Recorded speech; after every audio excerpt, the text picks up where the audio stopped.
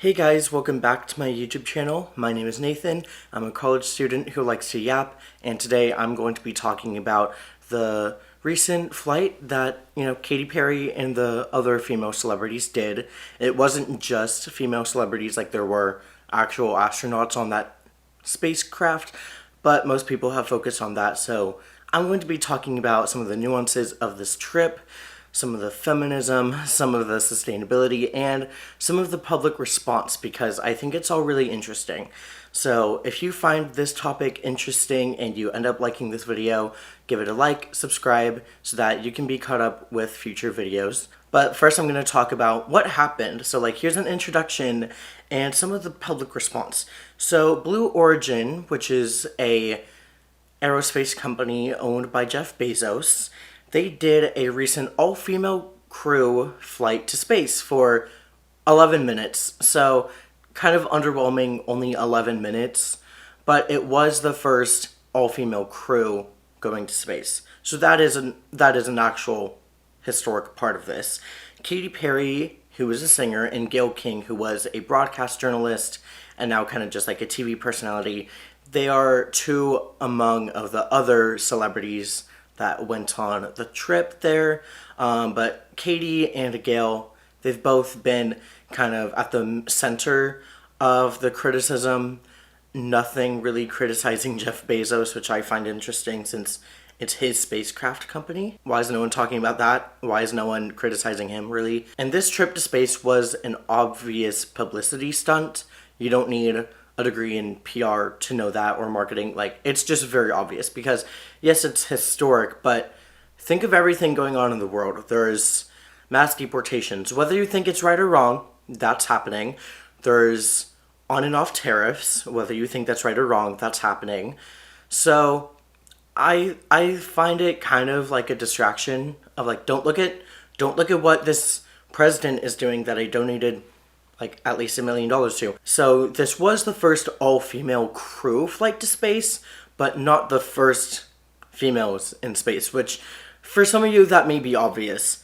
Some people, maybe they didn't even know that, but the first female to go into space, the first female astronaut to go into space, was actually Valentina Tereshkova in 1963. At the time, it was the Soviet Union, but now we consider it Russia. So her name is Russian, so I probably pronounced it wrong. But yeah, she was the first female astronaut to go into space, and she actually did it alone. So here's some of the public response. A lot of it has been this is extremely tone deaf. A lot of comparisons to Marie Antoinette. Even though she didn't actually say, "let them eat cake," it's still kind of in the public mythology that she did, and that's how some people have taken this spaceflight. The celebrities being "oh, it's great, this is a great day for us," and then all the people left on Earth were we're starving, we can't afford food. A lot of people have also talked about the environmental wastefulness of this trip. They went for 11 minutes, they went into space, but that seems to be it. So according to NOAA, which is the National Oceanic and Atmospheric Administration, an increase in spaceflight can also increase the damage that's being done to the ozone layer because of the type of fuel that spacecrafts use to get up into space. However, the article I found was from 2022, and pretty much most of the article is they have simulations and they have projections, but they need to do more research. So we don't know exactly the extent of the damage. I'm going to be linking that article and some other sources I reference in the description so that you can read them for yourself. A lot of people have also recognized this flight as corporate feminism. I don't know, how do I explain corporate feminism? Rich people being go females, go feminism, but we're getting rid of your reproductive rights, and some of us actually want to repeal the 19th. However, with this space flight, it isn't clear if the celebrities were given a free, if it was offered to them, or if they reached out to Blue Origin, and then Blue Origin was well, since you're a celebrity, we'll let you do it for free. Because actually, you can request a seat on Blue Origin space flights. When I went to the article, to their own kind of press release about the all-female flight to space, at the bottom there's a little button that said, sign up for like your own space flight here. So I don't know how much it is. So I've done this before in my videos, but I put on my Instagram one of those prompts where like people can submit a prompt. And so I'm going to read some of those prompts. I just said thoughts on the recent space flight. So I got 3 short responses, and then I got 2 kind of lengthy DM responses. Someone said the space flight was odd. Someone said, I wish it was like all female scientists instead. So I think this person actually meant to say like all female astronauts, and I definitely share that same perspective. It's like, why did we have people with no experience on there? Like, it's cool, and I understand why they didn't like turn down the opportunity. It's like, how about we do all female astronauts instead, you know? Someone else said it was silly with a laughing emoji, which, yeah, it's also very silly. Here are 2 responses that I got. I'm keeping these people's names anonymous, but someone said, these women were not the first female crew. A single female from Russia literally went into space years ago. And that's what I mentioned before. That was Valentina Tereshkova. So, also, this person said they were not a crew, they were passengers. They are not astronauts. I honestly do not understand the hype about this. They got this opportunity, and I think that is great. There are many people, male and female, whom would love to take the same ride, but it is not groundbreaking. It is not anywhere near what pioneers did to make/create civilization.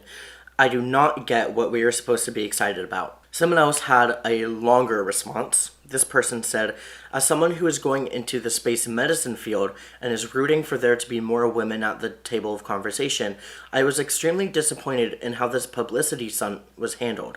It felt like they made a joke out of the whole experience and reduced what it meant to be a woman down to tight clothes and flowers.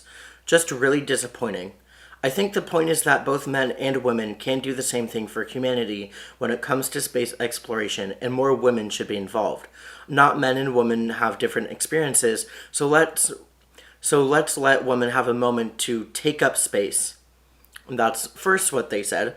Then I responded with, definitely. I've seen a lot of corporate feminism turn into women becoming men, in the sense that you might have a woman CEO instead of a male CEO, yet you're still being treated the same, aka being paid less than you deserve in a toxic workplace culture. My friend responded, yes, exactly. At the end of the day, a CEO is a CEO. It shouldn't be a CEO versus a woman CEO. It's the same thing when people say phrases like man slut instead of just a slut. Why are we saying slut is typically exclusive to females? Why are we implying that CEOs are all men unless explicitly stated otherwise?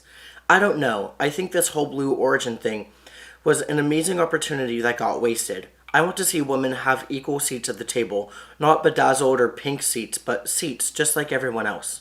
I know it shouldn't be this big of a deal, but as a woman in STEM trying to get into the space sector, it was sad to see what being a woman in STEM looks like to the general public. Now I'm going to talk a bit about the sustainability of this. So Gail King claims that what Blue Origin wants to do is take the waste here meaning Earth, and figure out a way to put it in space to make our planet cleaner. Girl, what? I think that's the worst idea ever, but I feel like just littering in space is a bad thing. Like, instead of littering here, let's litter intergalactically. Let's do that instead. No, let's actually not do that. And a more formal way of presenting that, this is a bad idea because it's moving the symptom of a problem away and out of view rather than fixing the cause of the problem. Or like, well, the problem is overconsumption, and the symptom of that is more trash on Earth than we know what to do with. Then the cause of overconsumption is companies like Amazon that sell cheap products and manipulate shoppers to buy more than they should, and buy more than they need to. And so Jeff Bezos, if what Gail King claims is true, and that's actually an idea that Jeff Bezos has, that makes perfect sense to me, because he doesn't want to recognize Amazon's guilt in this, Amazon's responsibility for creating all of this useless junk that we now have to deal with. He instead wants to say, let me keep my consumers consuming and we'll just move the trash out to space. I did go to the sustainability section on Blue Origin's website, and they do say some stuff about sustainability. Here's what they do. They report sustainability practices such as using reusable rockets and reusable engines.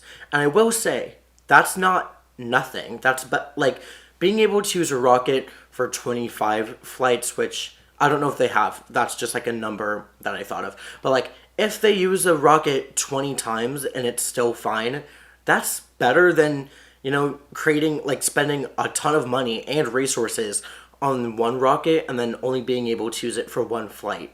Same with the engines. Like, that is impressive, and that is a good thing. How about we limit our space flights to what's scientifically necessary and not let's let celebrities go to space for 11 minutes? Because I understand the importance of space exploration, but this wasn't that. This was just like space tourism. Now, getting to the personal responsibility aspect of this, like personal responsibility and the age of Katy Perry, here's what I was talking about. So, I am not maybe you would characterize me as an environmentalist, maybe you wouldn't. I'm not the best, I'm not the worst. My only goal is to be better than I was last week, using reusable bags instead of Ziploc bags, using reusable Keurig pods than the disposable ones. Those are small things I do that, while don't have the greatest impact out there, it's still better than nothing. And a lot of people kind of have this all or nothing mentality when it comes to sustainability and environmentalism. They think, since it's impossible for me to be perfect, therefore I shouldn't even try. And that's possibly the stupidest thing out there. Like, all or nothing mentalities, it's a myth that our brain makes up because that's not the reality. You can still have an impact, and just because your impact isn't as big as what this other person can do, it doesn't mean it's not worth trying. So a lot of people use the excuse of, oh, I'm not perfect, as a way to absolve themselves of the responsibility that they have to take care of our planet. If you're an overconsumer, you have actually a responsibility to rectify what you've done to the planet. I have bought a ton of things in the past that I didn't need and I threw away in a month or two. That's bad, and I'm trying to improve my habits because that's my responsibility for my generation and for future generations. So number 2, the level of impact doesn't matter. And I already kind of mentioned this with my first point about environmentalism, but just because you can't do as much as your neighbor can doesn't mean you shouldn't try. Sure, maybe your neighbor can afford solar panels. That's a great thing. And you can't afford solar panels. That's fine. Just do your best to conserve energy. Don't leave lights on when the sun is out. No one out there seriously thinks that you can be perfect. There's no such thing. There's no such thing as a moral saint. Everyone is imperfect, but you can still try to be better than you were yesterday. What I think is that individuals have some level of responsibility, but institutions have more responsibility than individuals, because we can use reusable water bottles, but institutions such as a university, they should install those water bottle refill stations at water fountains. That's something they can do. They can put solar panels above their parking lots to, 1, provide shade for the cars, but 2, to collect energy from the sun during the day. Those are things that major institutions can do when they have the funds to do so, which they likely do. So there's 2 different levels of responsibility. There's what us individuals can do and what we should do, and then there's what big organizations, companies, institutions, there's what they can do. Then the last point I want to make about environmentalism is just small sacrifices. It's not I know these points are all kind of interconnected, but small sacrifices such as a metal straw. I promise you they don't taste weird. If you wash them, they don't taste weird. Just put them in the dishwasher. Same with the Keurig pods. Just put it in the dishwasher instead of creating the waste of the disposable ones. You can get plastic reusable silicone bags that you just rinse, put it in the dishwasher, and then you don't have to buy Ziploc bags anymore. Just small little investments and sacrifices. Like, you don't have to be a minimalist. You don't have to sell your car. The conclusion I want to have for this video is that this publicity stunt was likely just a distraction to distract the public discourse away from what our politicians are doing, what they're not doing, and I think it worked. I mean, hey, I'm talking about it, but I think we should be able to recognize when celebrities don't deserve attention. Like, this really didn't deserve all that much attention as it's getting. And I know I'm contributing to it with this video, but like, I'm not hating. I'm like actually giving critiques. I hope you all enjoyed this video. Let me know your thoughts on the Blue Origin flight down in the comments.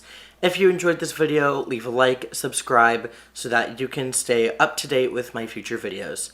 Thank you all for watching, and I hope you all have a good day, and happy Easter. Bye.